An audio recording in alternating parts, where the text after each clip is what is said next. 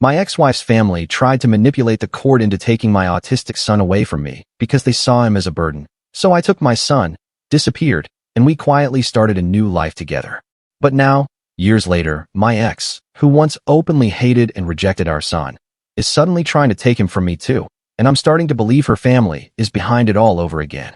My son was only 5 years old when he first expressed a desire to be normal. This wasn't a fleeting thought from a bad day, but a direct consequence of my brother-in-law, Jared, telling him that typical boys do not shed tears over fireworks. That particular moment shattered me, because despite my son's high-functioning autism and remarkable cognitive abilities, he had already absorbed the message that he was somehow inadequate in the eyes of those around us. His mother departed when he was 4, placing the blame squarely on him. She declared him defective, and in the wake of her exit, her family began to descend upon us, much like a flock of gulls circling a discarded meal. First came the unsolicited guidance, then the frequent visits, and then Jared, my former brother-in-law, who had once inadvertently left my son unattended at a gas station, started appearing more often. "You need to toughen him up," Jared insisted. "He has to learn to stop complaining about trivial things like noise." Within that same week, he lured my son into his truck with the promise of ice cream, then abandoned him at a park 3 towns away, subsequently contacting Child Protective Services with accusations of neglect against me. Fortunately, the claim did not hold, but it successfully instilled a doubt in my in-laws' minds that I was an unfit parent. Soon after, my ex-wife's parents initiated proceedings for emergency custody. They chose not to highlight the gas station or ice cream incidents. Instead, they weaponized my son's autistic behaviors to assert that I was abusive. For instance, they presented his screaming during a thunderstorm as evidence of my mistreatment. They also claimed that his biting a classmate during a sensory overload episode proved I was encouraging violence. It was irrelevant to them that my son adored me, that he would spontaneously jump and embrace me every time I returned home from work. Their sole objective was to remove him from my care. Therefore, they compiled screenshots, distorted events, and enlisted a disreputable lawyer who seemed to relish defending questionable individuals. All I possessed was my son and the unvarnished truth. When the trial date arrived, I recognized the courtroom environment would be overwhelming for him, so I did what I always did. I prepared him. We reviewed court transcripts, observed old proceedings, and practiced scenarios with stuffed animals. I explained the meaning of custody, demonstrated breathing techniques for when the noise became too much, and ensured he understood my boundless love for him. In the courtroom, my in-laws sat with an air of self-satisfaction, Jared offering me a knowing wink as if victory was already assured. As anticipated, their attorney portrayed me as neglectful. He argued my son required proper structure and even fabricated a falsehood about me physically harming him. It was a dreadful experience. When he concluded, the entire courtroom gazed at me as if I were a monster. I glanced at my son, expecting to see sadness or apprehension, but instead, he was furious, as if he would not tolerate anyone fabricating stories about his father. He was called to the stand, and, just as we had rehearsed, he began to speak. However, he deviated from the script initially. He started to passionately refute the attorney's claims. "That man is lying. Never speak about my dad like that again. He never hit me. He loves me. When Mom hit me, he stopped her. I love my dad so much. He never lets my peas touch my mashed potatoes. He puts labels on my bookshelf so I can find every story. He doesn't lie, ever." The room fell silent. "I know Article 3 of the Family Code," my son added. "It says the court wants what is best for me, and what is best for me is staying with my dad." My in-law's lawyer attempted an immediate objection, but the judge raised a hand, allowing him to continue. "Dad doesn't make me feel different like they do," my son stated, pointing at Jared. "He makes me feel normal, like I'm actually cool. I love him." I wiped my face. I had not wept since my wife's departure, but that day, seeing my son, I could not stop crying. The judge ruled in our favor, granting me full custody with no visitation rights for the in-laws. Jared rose, his face flushed. "This is a farce." The bailiff approached him as he continued to shout, "You will regret this. You think this ends here." They were escorted out, but as they passed, my ex-mother-in-law uttered, "You don't know what you've unleashed." The truth was, I did not, but after securing that initial custody victory, I dared to hope our lives might, even briefly, return to normalcy. My son and I gradually re-established a structured routine, meticulously managing his sensory needs and cultivating a stable, supportive home. Each day felt like progress, yet beneath that delicate calm, the menace from my ex-wife Maria's family loomed like an unyielding shadow. Initially, Jared and my former in-laws maintained their distance, but their compliance was fleeting. They gradually increased the frequency of driving past our residence, their recognizable vehicles lingering just long enough to remind us of their surveillance. I endeavored to shield my son from their presence, but his anxiety escalated each time he caught sight of Jared's crimson truck near his school or at the parks we frequented. My son's once tranquil routines began to unravel under this deliberate intimidation. Then Maria re-entered our lives, tentatively at first, heavily influenced by her parents.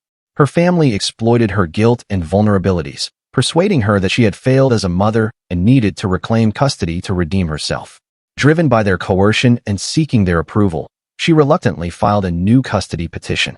Her parents retained expensive lawyers and specialists, meticulously preparing a case designed to exploit my son's autistic behaviors against us.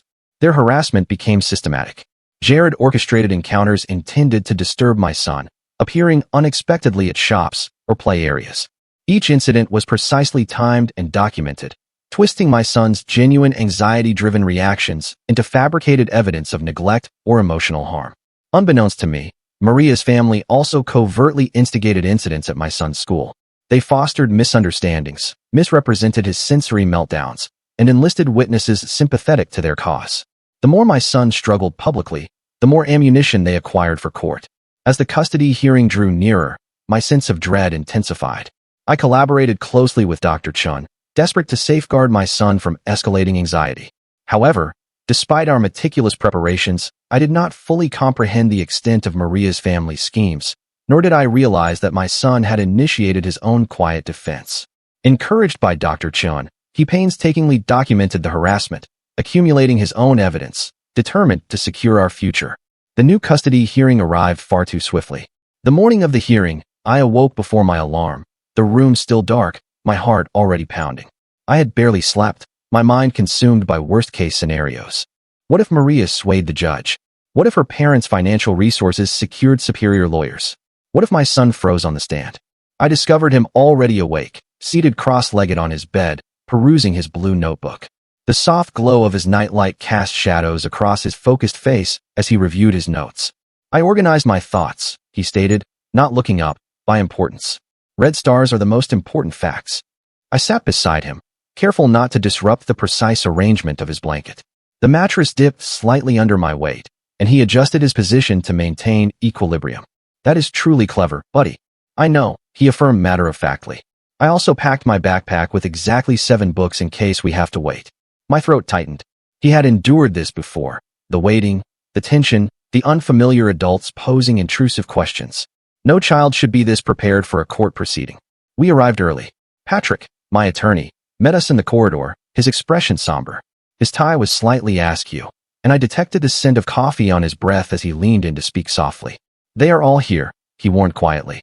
Maria, her parents, Jared, and they have brought reinforcements, character witnesses, a child psychologist. My stomach plummeted. A psychologist my son had never even met? Their psychologist, Patrick clarified. They are asserting he does not need to, that they can assess the situation based on the evidence of emotional distress they have documented. What evidence? I demanded, my voice sharper than intended. A passing court clerk glanced our way, and I lowered my tone. The school incidents, your son's anxiety. They are framing it as a reaction to your parenting, not their harassment. I felt nauseous. They had engineered the problem, and now they were leveraging it against us. Inside the courtroom, Maria occupied the plaintiff's table, appearing poised and maternal in a modest blue dress. Her hair was shorter than I recalled, styled in a way that made her seem older, more responsible. Beside her sat her parents, and next to them, Jared, who made no effort to conceal his smirk when he saw us. The wooden benches groaned as we took our seats, the sound echoing in the high-ceilinged room. The judge, a stern-faced woman named Judge Patel, called the court to order. The sharp rap of her gavel caused my son to flinch slightly, his fingers tightening around his notebook. Maria's attorney, a polished man named Turner, presented their case first. His shoes clicked against the gleaming floor as he approached the bench, each step deliberate and self-assured. Your Honor, my client has made errors, he began. She abandoned her child during a difficult period. She acknowledges this. But she has dedicated the past year to rebuilding her life, attending parenting classes, and preparing to be the mother her son deserves. I glanced at my son, who was sketching geometric patterns in his notebook, his expression unreadable. His pencil moved in precise, measured strokes, forming perfect squares and triangles. Furthermore, Turner continued, we possess evidence that the child is experiencing emotional distress in his current environment. The father has isolated him, fostering an unhealthy dependence. The child exhibits extreme anxiety, struggles in social situations, and has regressed developmentally in recent months. My hands clenched into fists beneath the table. They were exploiting my son's autism against us, portraying his natural behaviors as proof of my inadequacy. Patrick rose. Your Honor, Mr. Turner's assertions are not only unfounded but deliberately misleading. My client's son was diagnosed with high-functioning autism at age 3. His behaviors are consistent with his diagnosis and have been appropriately managed with therapy and consistent parenting. He presented documentation from Dr. Chen detailing my son's progress over the years, the strategies we had implemented, the milestones he had achieved. The papers rustled loudly as he handed them to the clerk. Furthermore, Patrick continued, the recent behavioral regression coincides precisely with the campaign of harassment orchestrated by the maternal grandparents and uncle following their unsuccessful custody attempt. He presented my documentation, the dates, times, and photographs of their vehicles outside our residence, at the school, shadowing us to stores. The images displayed Jared's distinctive red truck parked across from our house at unusual hours, my ex-father-in-law standing at the edge of the school playground during recess. This is not about a mother desiring to reconnect with her child, Patrick concluded. This is about control, and the individual suffering most is the child they claim to care about. Judge Patel listened intently, occasionally making notes. Her pen scratched against paper, the sound barely audible in the quiet courtroom. When both parties had presented their initial arguments, she addressed my son. Young man, would you like to speak today? She asked gently. My son looked up from his notebook, his gaze darting around the courtroom before settling on the judge. He nodded and walked to the witness stand, his blue notebook clutched against his chest.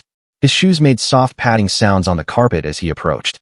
I brought notes, he stated, his voice small but clear, so I do not forget important things. Judge Patel smiled. That is very responsible. Please take your time.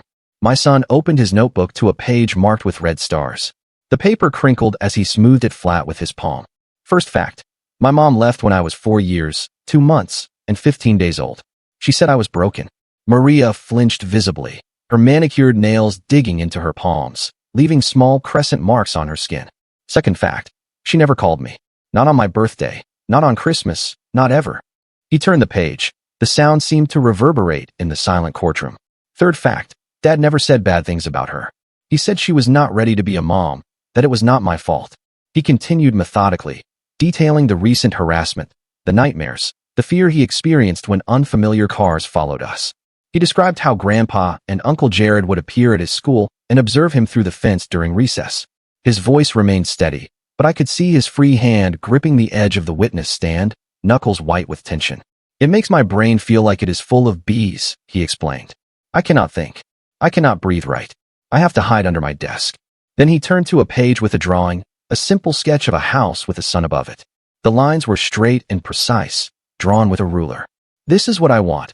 A quiet house where nobody watches us, where I can read my books and Dad can help me with my science projects, and nobody says I am broken. Maria's attorney stood. Your Honor, while this is very moving, the child has clearly been coached. I do not get coached, my son interrupted, his voice suddenly sharp. I observe. I analyze. I conclude. He tapped his notebook. That is how my brain works. Judge Patel raised a hand to silence Turner. Continue, young man. My son took a deep breath. I could see his chest rise and fall as he composed himself. Last fact. Yesterday, Uncle Jared came to our house. My head snapped up. What? I had not known this. A cold sensation spread through my chest. He thought I was at school, but I had a stomach ache, so Dad let me stay home. I was in my room when Uncle Jared came to the back door. He was talking to someone on his phone. He said, once we get the kid, we will make sure he never sees his father again. Maria just needs to play her part for a few more days. The courtroom erupted. Maria's face went pale. Her parents exchanged panicked glances. Jared stood up, pointing at my son. The sudden scrape of his chair against the floor created a harsh sound that echoed through the room. He is lying. I never. Sit down, sir, Judge Patel ordered, her voice like steel. Young man, are you certain about what you heard? My son nodded solemnly. I recorded it. He retrieved a small voice recorder from his pocket, the one Dr. Chun had suggested he use to record his thoughts when writing was too difficult. The plastic device appeared tiny in his hand. Dad says evidence matters, so I collected evidence. Patrick quickly approached, took the recorder, and handed it to the bailiff, who passed it to Judge Patel. She listened to it privately through headphones, her expression darkening. After a tense silence, she removed the headphones. The soft click as she set them down seemed unnaturally loud. This court will take a 30-minute recess. Counsel for both parties, in my chambers now. As they exited, Maria turned to look at me, her eyes wide with what seemed like genuine shock. Had she not known what her brother was planning, or was she simply a more skilled actress than I remembered? The door to the judge's chambers closed with a heavy thud. My son returned to our table, his shoulders slumped with exhaustion. His face looked paler than usual, with small beads of sweat at his hairline. "You did wonderfully," I whispered, pulling him into a gentle side hug, careful not to overwhelm him. "Why did you not tell me about Jared coming to the house?" "I was collecting data," he replied simply. "Dr. Chun says sometimes you have to observe before you intervene." I could not help but smile at my brilliant, methodical son. When court reconvened, Judge Patel's expression was grave. The wooden gavel rested heavily in her hand as she called the court back to order. "Based on new evidence and the testimony presented today, I am issuing an immediate and expanded restraining order against Jared Wilson, prohibiting him from coming within 500 feet of this child or his father." She turned to Maria. "Miss Wilson, this court is deeply troubled by the recording we have heard. While you may not have been directly involved in your brother's apparent plan, your petition for custody appears to be part of a larger scheme orchestrated by your family." Maria's face crumpled. "Your Honor, I did not know." "Save it for your testimony," Judge Patel interrupted. "This court will reconvene tomorrow morning to hear final arguments and issue a ruling. In the meantime, I am ordering a full investigation into the harassment described by the minor and his father." As we exited the courtroom, I felt a burden lift from my shoulders. For the first time in weeks, I dared to hope we might truly escape this nightmare. The afternoon sunlight streamed through the courthouse windows, casting long shadows across the marble floor. That hope was short-lived. As we walked to our car, Maria appeared, hurrying across the parking lot toward us. Her heels clicked rapidly on the asphalt as she approached. I instinctively stepped in front of my son. "Wait," she called. "Please, just 1 minute."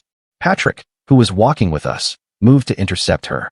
"My client has a restraining order against my family, not me," she stated quickly. "Please, I need to explain." I hesitated, then nodded to Patrick. "It is okay. We will hear her out." My son pressed against my side, his body tense. I kept my hand on his shoulder, reassuring him. I could feel his rapid heartbeat through his thin jacket. Maria stopped a few feet away, her eyes red-rimmed.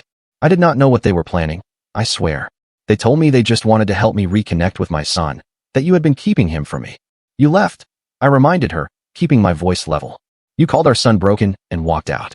You never called, never wrote." "I know," she looked down. "I was young and selfish and scared. I could not handle it. But they made it sound like you turned him against me, that you would not let me see him even if I tried."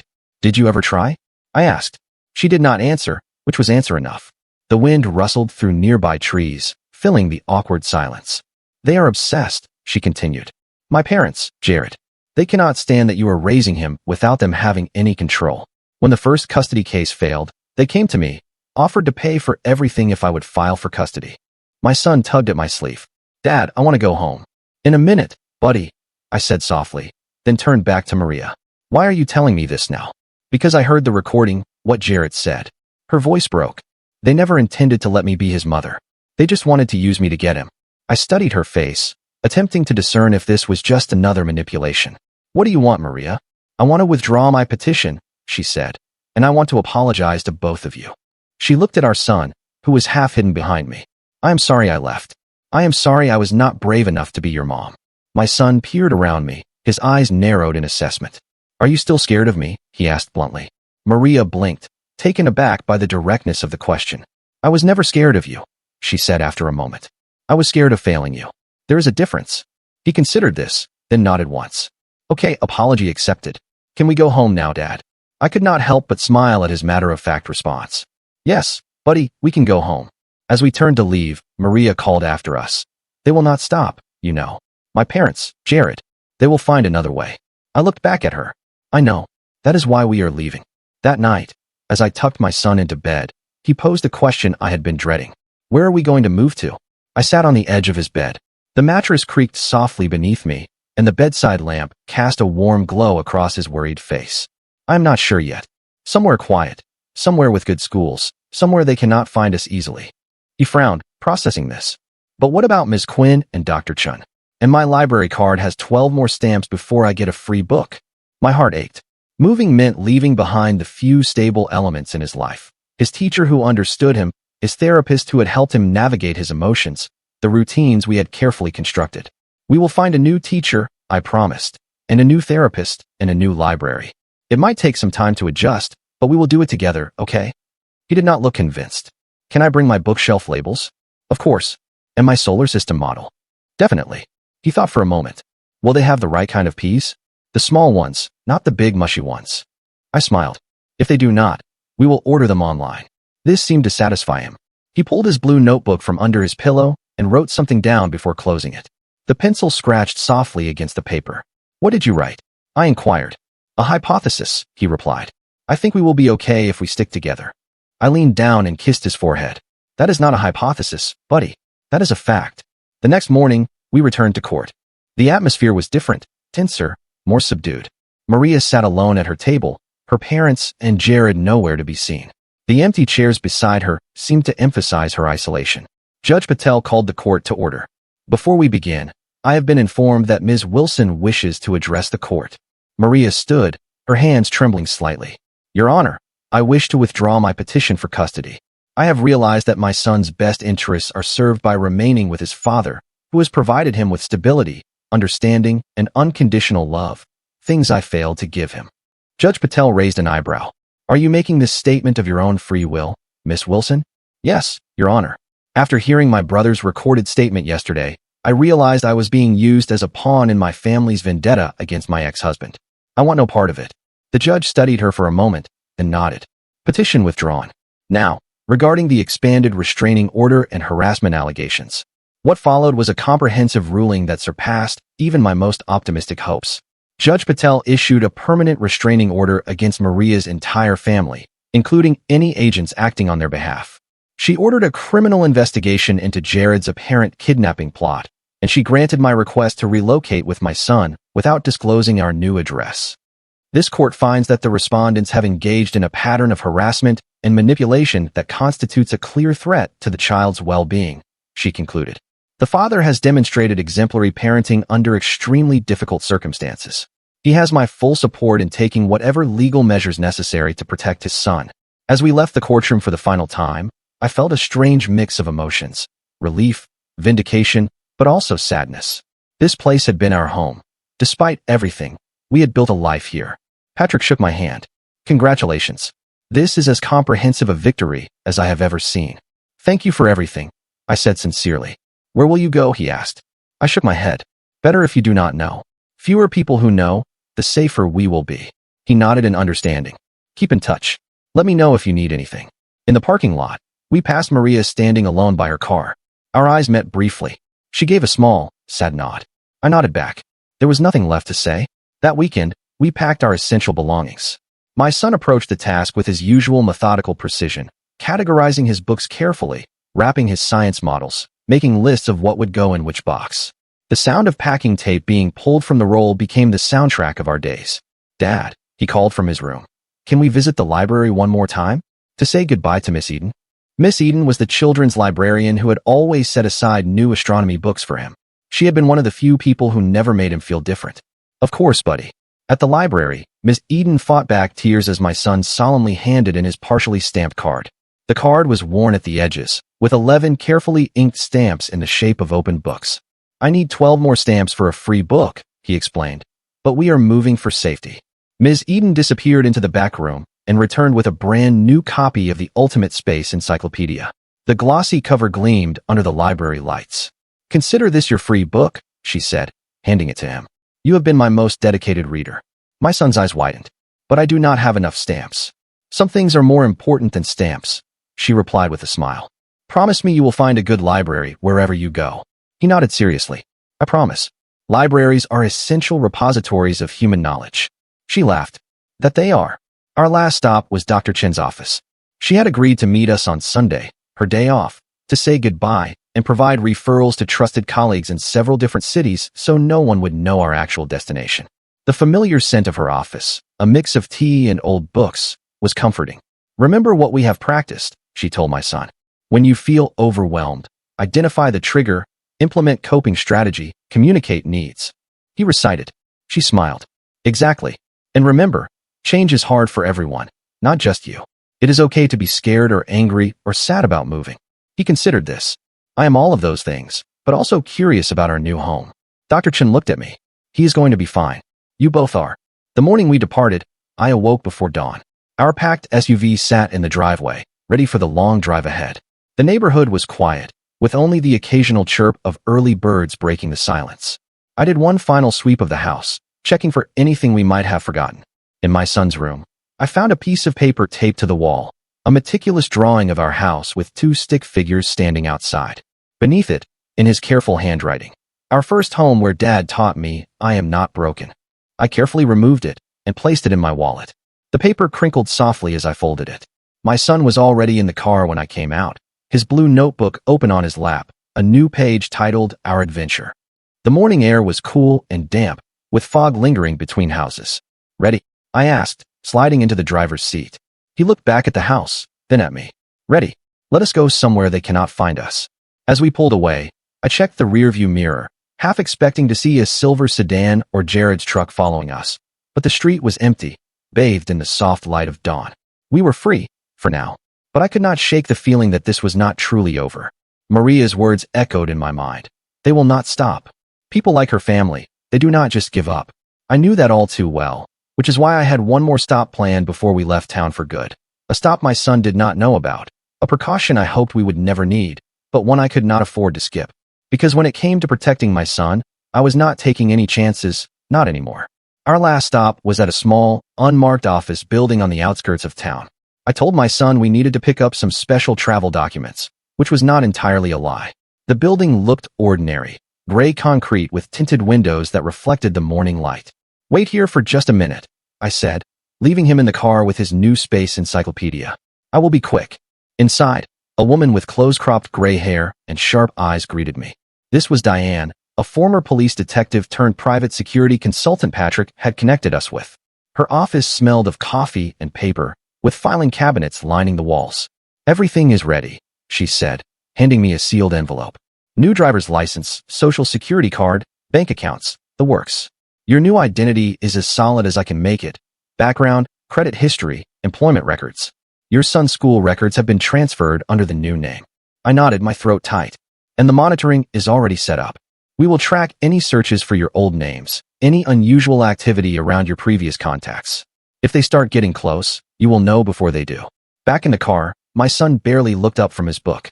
The pages rustled as he turned them, absorbed in images of distant galaxies. Did you get the documents? He asked without looking up. All set, I said, tucking the envelope into my jacket. Ready for our big adventure? He nodded, but his eyes lingered on the town passing by outside his window. Buildings and landmarks we had known for years slipped past, growing smaller in the side mirror. I calculated that we have lived in this house for 2,347 days, he said quietly.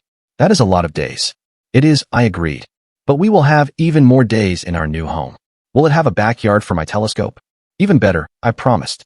It has a deck on the roof, perfect for stargazing. That seemed to cheer him up. As we merged onto the highway, I felt the tension in my shoulders begin to ease. The farther we got from our old life, the safer we would be. We drove for hours, stopping only for bathroom breaks and to stretch our legs.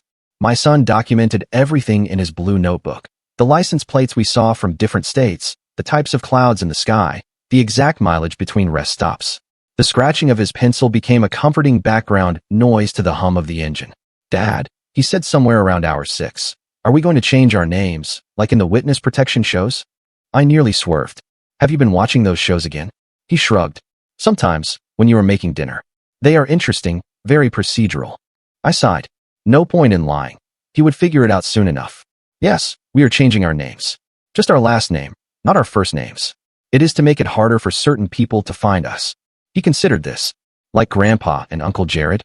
Exactly like them. Good. He went back to his notebook, adding something to a list. I have been thinking about last names. I like Chun, like Dr. Chun, or Quinn, like Ms. Quinn. Or maybe something space-related, like Armstrong or Hubble. I smiled. The new name is already picked out, buddy, but I like your suggestions. What is it? He asked eagerly. Walker, I said. We are going to be the Walkers. He tested it out. Walker, Walker. Then he nodded. It sounds like we are always moving. That is good for hiding. Exactly. I agreed, relieved he liked it. We reached our destination late that night, a small city in another state, far enough away to feel safe, but not so remote that we would stand out as newcomers. I had rented a furnished apartment as a temporary base while we looked for a permanent home. The apartment was small but clean, with 2 bedrooms and, as promised, roof access. The building was older, with creaking floors and radiators that clanked, but it felt secure. My son immediately claimed the smaller bedroom, which had built-in bookshelves. He ran his fingers along the empty shelves, already planning his book arrangement. This is acceptable, he declared after a thorough inspection. The shelves need labels, though. We will get on that tomorrow, I promised, exhaustion hitting me like a wave. For now, let us just get some sleep. That first night in our new place, I barely slept.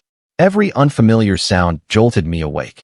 The hum of the refrigerator, the creaking of the heating system, the distant sirens of a city I did not know yet. The shadows on the walls seemed to shift and move in the unfamiliar darkness. I kept checking my phone, half expecting to see a message from Diane warning me that they had somehow tracked us already. But morning came without incident, and then another, and another.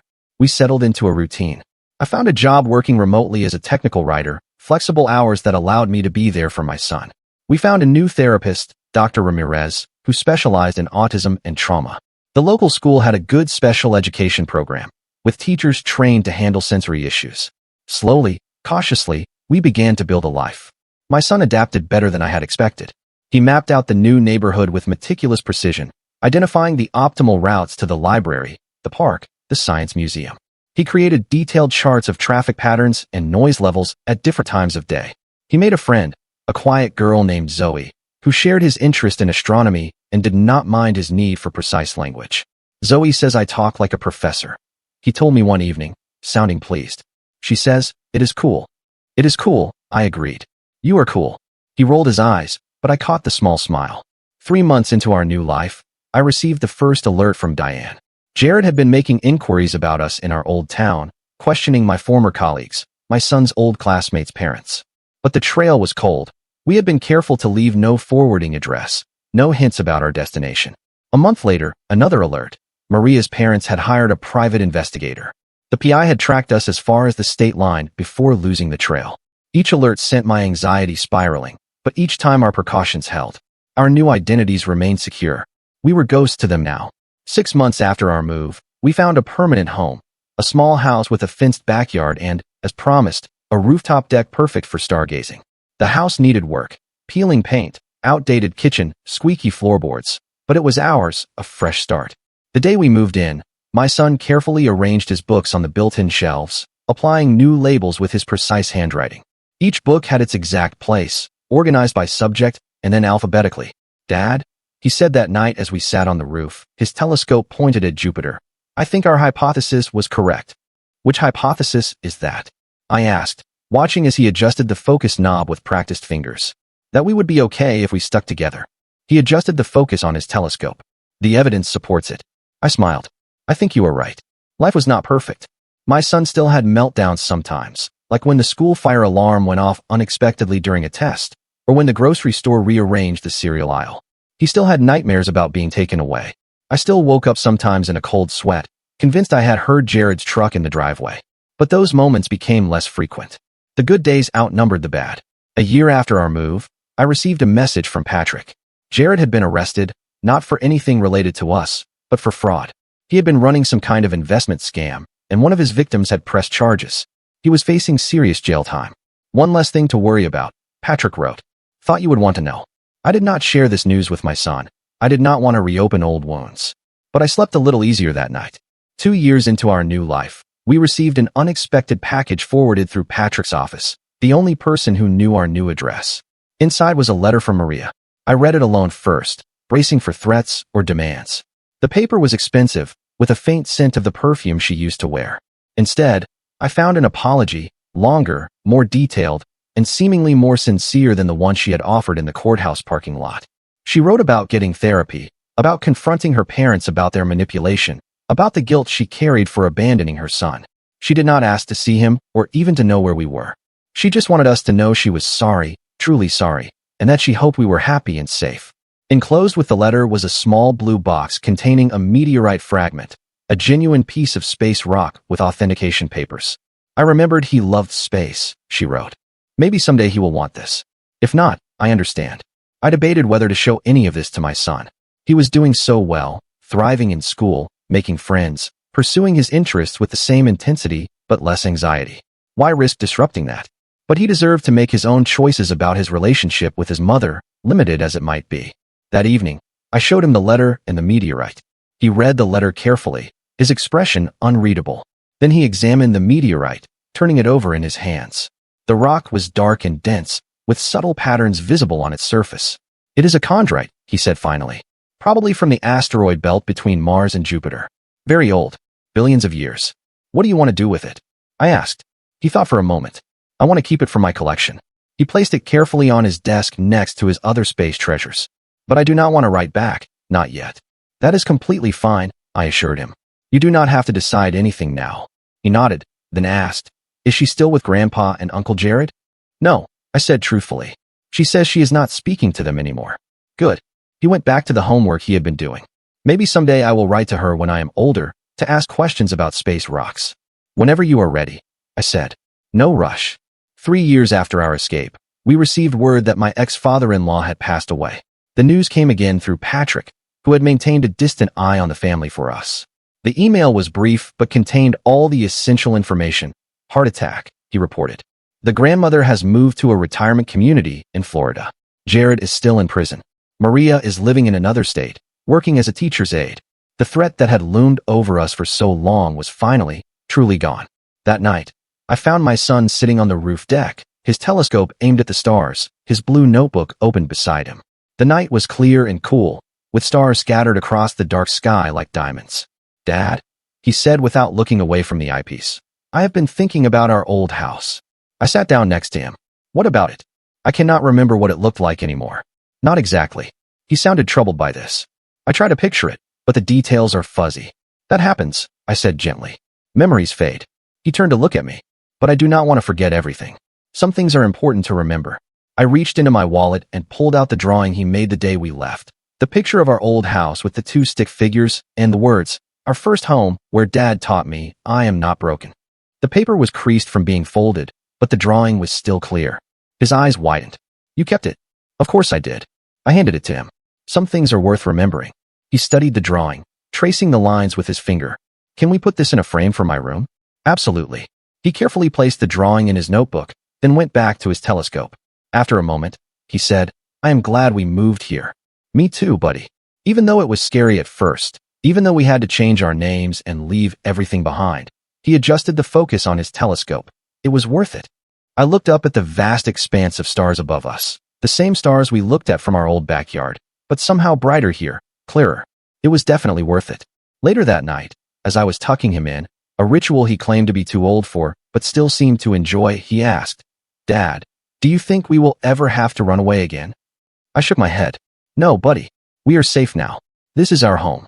Good, he said, pulling his blanket up to his chin. Because I like it here. I like being a walker. Me too, I said, smiling as I turned to leave.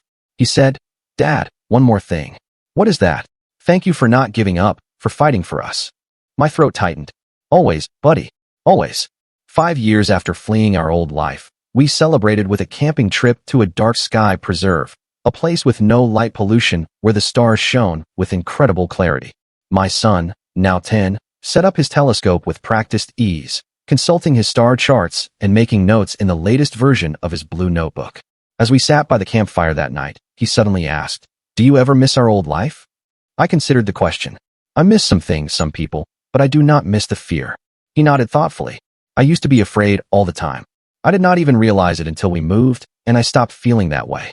And how do you feel now? I asked. He looked up at the stars, his face illuminated by the firelight. Safe, he said simply. And not broken. Never broken. I put my arm around his shoulders, and for once, he did not pull away. That is all I ever wanted for you. We sat in comfortable silence, watching the embers of the fire dance like distant stars. The past could not touch us anymore. We had outrun it, outlasted it, outgrown it.